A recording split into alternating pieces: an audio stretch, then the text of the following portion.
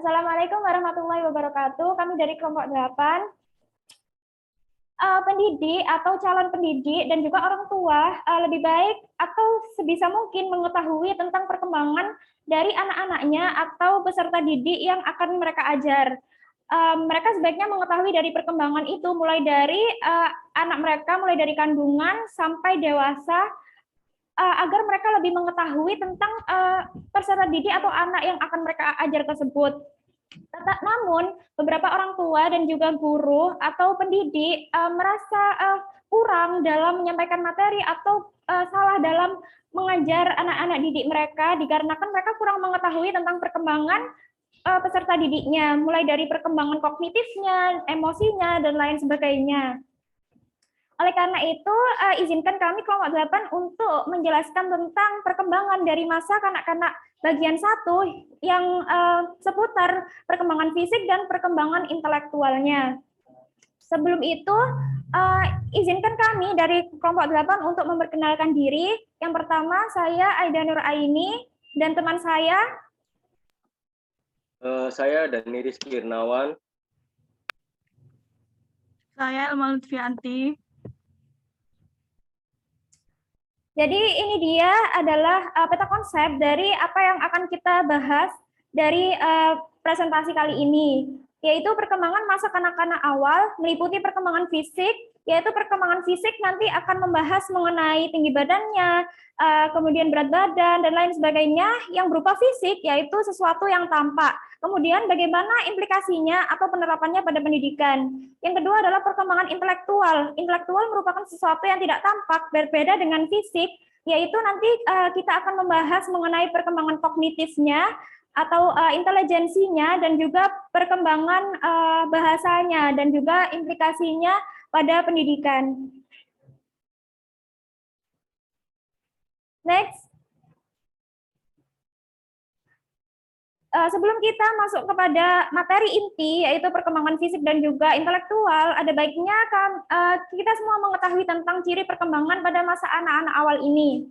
Pada masa anak-anak awal, anak-anak itu cenderung meniru, jadi mereka belajarnya itu dari meniru orang yang lebih dewasa dan lain sebagainya. Kemudian mereka banyak bermain, jadi kita bisa melihat bahwa anak-anak itu sangat aktif dan lebih ingin untuk bermain dan lain sebagainya, dan bersandiwara ataupun memiliki teman hayalan. Pasti kita semua pernah kan dari kecil memiliki teman hayalan.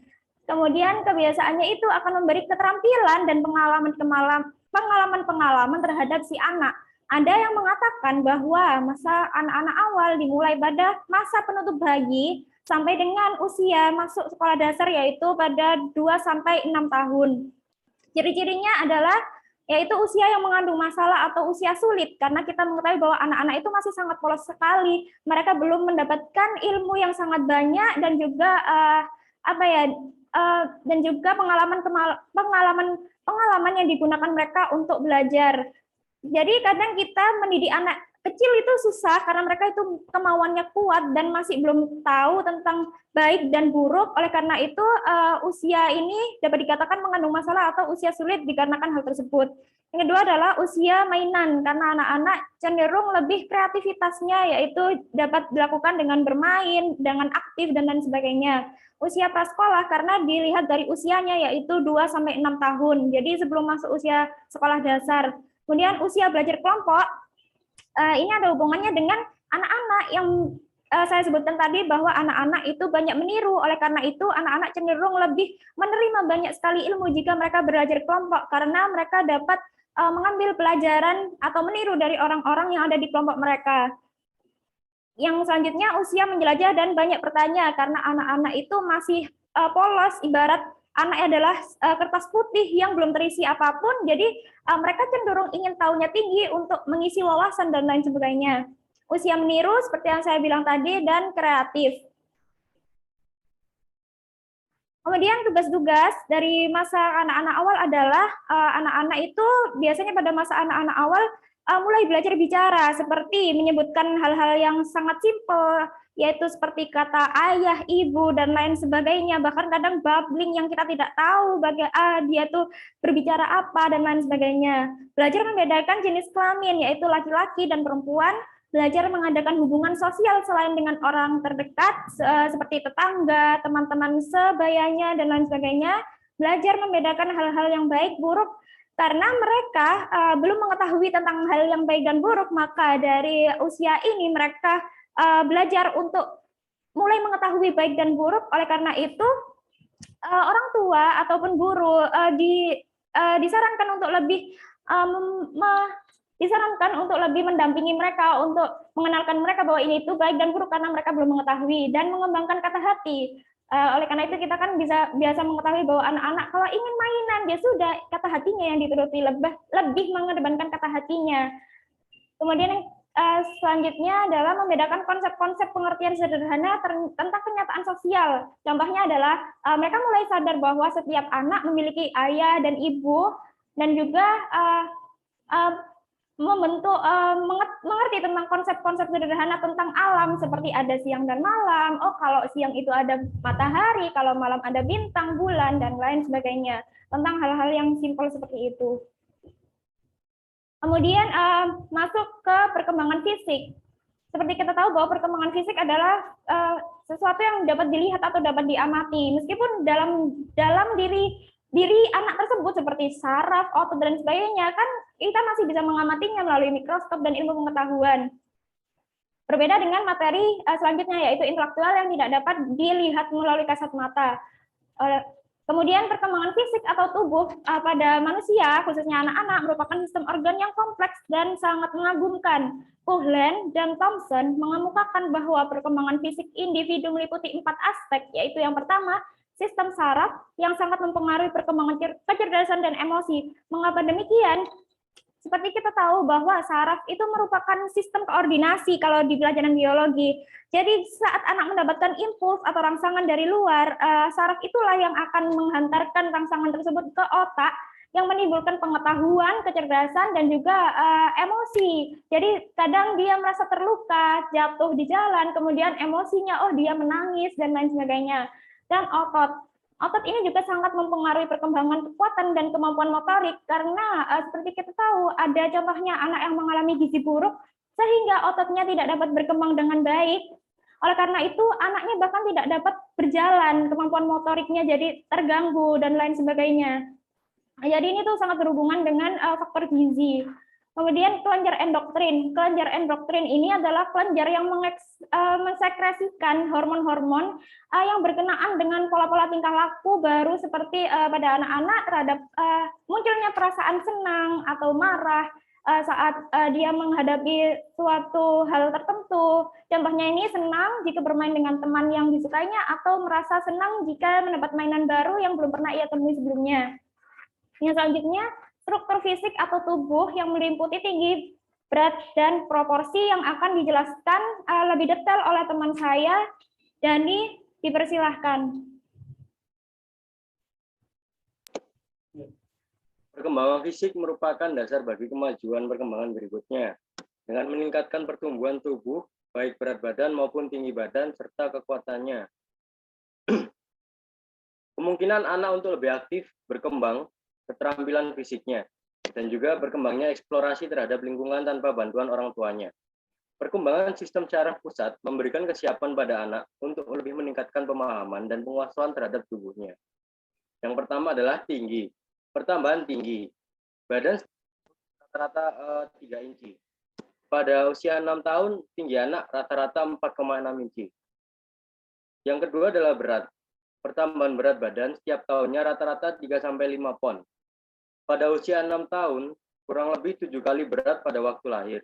Anak perempuan rata-rata 48,5 pon, dan laki-laki 49 pon. Yang ketiga adalah perbandingan tubuh. Penampilan bayi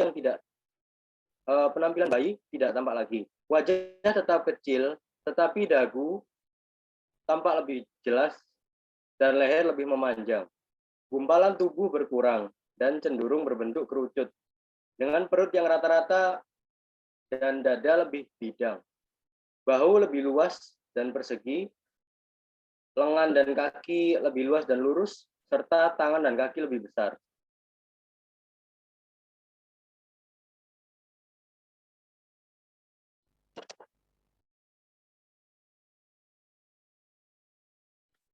Yang keempat adalah postur tubuh. Perbedaan dalam tubuh pertama kali tampak jelas pada awal masa kanak-kanak. Ada yang postur tubuhnya gemuk, lembek, atau biasa disebut endomorfik. Ada yang kuat, berotot, atau biasa disebut mesomorfik. Dan ada yang relatif kurus, atau ektomorfik. Selanjutnya adalah tulang dan otot.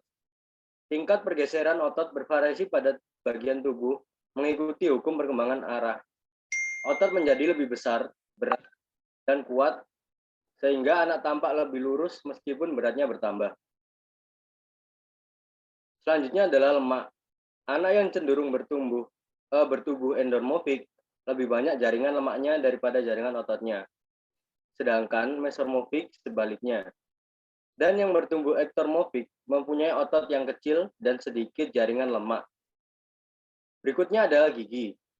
Selama 4-6 bulan pertama pada masa awal kanak-kanak, 4 gigi bayi terakhir geraham belakang muncul.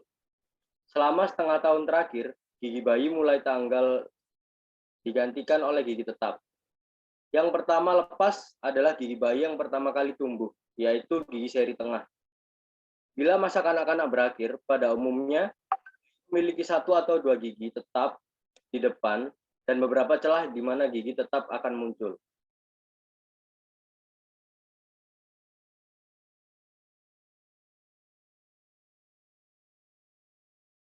Yang terakhir adalah motorik. Masa anak-anak sangat baik dalam mempelajari keterampilan karena menurut Hurlock tahun 1992 ada 3 alasan, yaitu anak senang mengulang-ulang sehingga senang mengulang suatu aktivitas. Yang kedua, anak-anak bersifat pemberani sehingga tidak terhambat rasa takut. Yang ketiga adalah anak mudah dan cepat belajar karena tubuhnya masih lentur dan keterampilan yang dimiliki masih sedikit. Bentuk keterampilan pada masa anak-anak awal adalah keterampilan dalam aktivitas makan, berpakaian, mengikuti tali sepatu, melompat, berlari, dan bersepeda roda 3.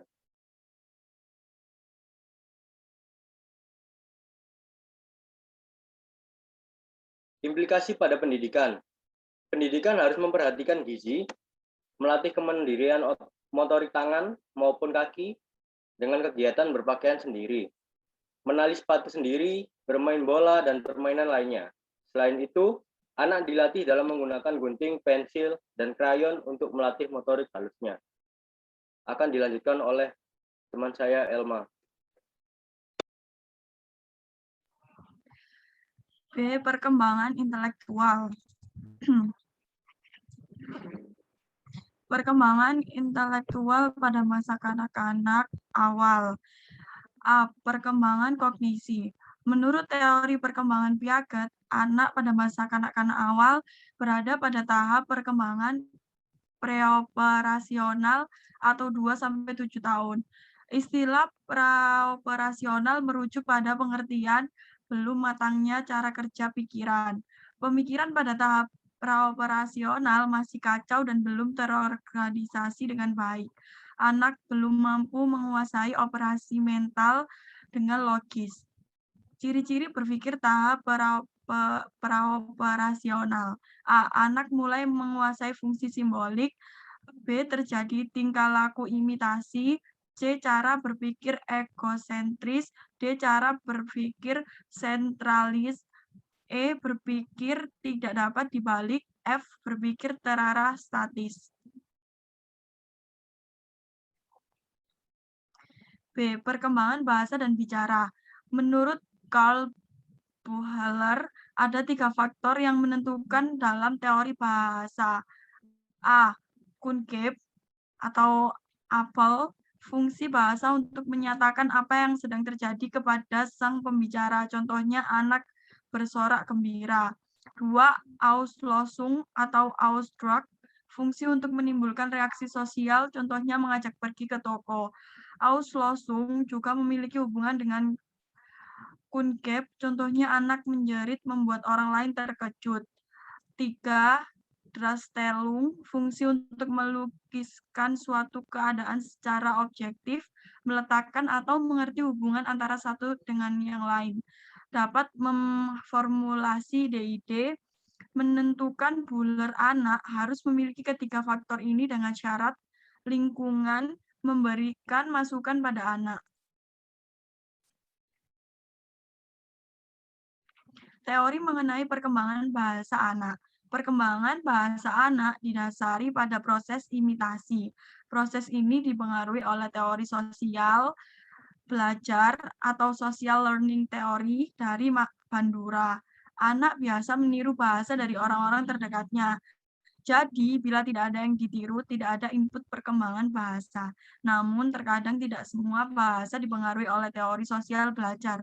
Misalnya, anak kadang mengeluarkan kata yang tidak ada dalam lingkungannya. Oleh karena itu, selain teori sosial belajar, ada teori LAD atau Language Acquisition Device dari Chomsky. Implikasinya pada pendidikan, yaitu pendidik perlu mendorong anak untuk melakukan kolaborasi dengan orang dewasa atau anak yang lebih besar usianya untuk mendorong kemampuan kognisinya. Perkembangan bahasa dapat distimulasi oleh orang-orang terdekat anak dengan mengajaknya berbicara dengan bahasa yang benar, karena anak senang sekali melakukan tindakan meniru atau modeling. Sekian dari presentasi kami. Terima kasih. Semoga bermanfaat. Mohon maaf jika ada salah kata atau perbuatan yang kami sengaja maupun tidak kami sengaja. Wassalamualaikum warahmatullahi wabarakatuh. Warahmatullahi wabarakatuh.